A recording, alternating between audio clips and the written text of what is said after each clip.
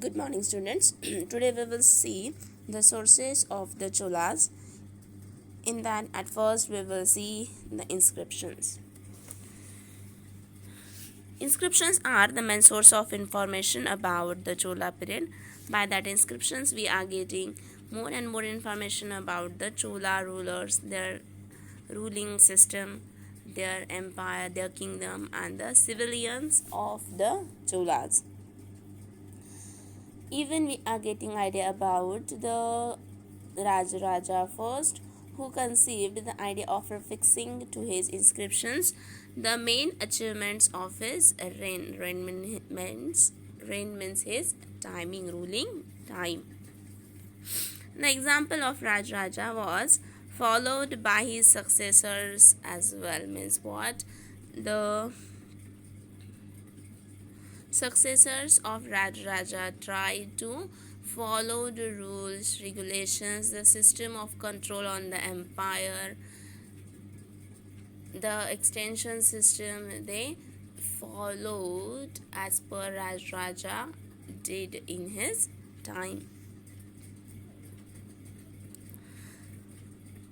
There exists a formal record of transactions made by each Chola ruler. Means in short, that inscriptions are mentioning about the ruling, the system of rule, the work of the rulers of Chola is mentioned in that inscriptions.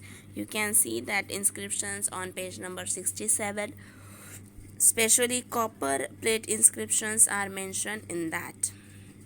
The inscriptions of the Cholas are in the form of copper plate grants or stone inscriptions and inscriptions made on the wall and pillars of temples that are available. The copper plate grants known as Anbil and Karandi, as well as the Kanyakumari stone inscription, give a long list of rulers indicating the origin of the Chola dynasty. Means what? All inscriptions are having their own importance, their own work. Another set of copper plate contains 31 copper sheets. These plates are written in Sanskrit and Tamil. Students, at that time the teachers were teaching in both the languages, that was Sanskrit and Tamil. Tamil was their local language. The record a grant made to a temple by Rajendra Chola. That copper plates are just done by Rajendra Chola. That inscriptions are providing us information such as they are telling us about Chola administration. For example, the Uttara Mirror inscription gives information on the village administration. Means what? The inscription which is situated Uttara Mirror, that is giving us information about the village administration, its taxation system and land revenue also. Another inscription are just mentioning about the record of gifts and endowments of temples and brahmanas. Gifts means which are offered or given by other people, that are also recorded in inscriptions. Copper plate inscriptions are the record of grants of villages.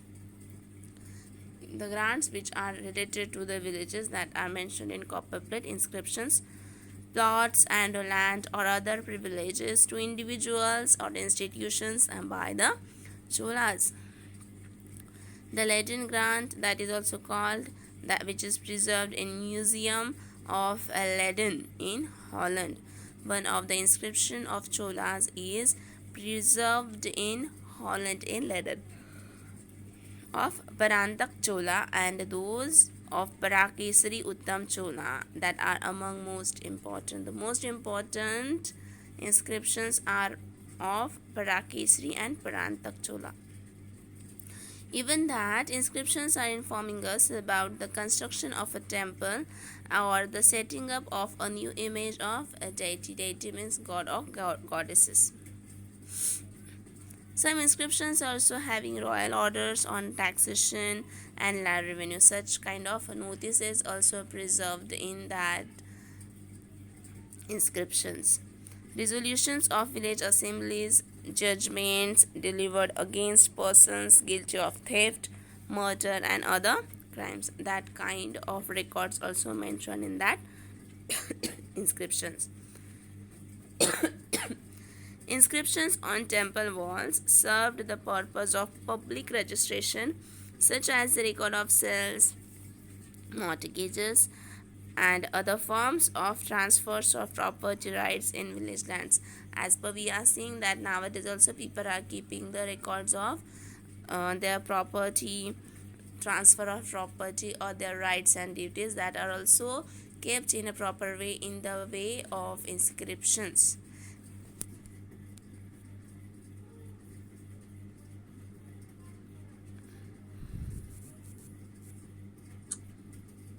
Students, remaining we will see in our next video.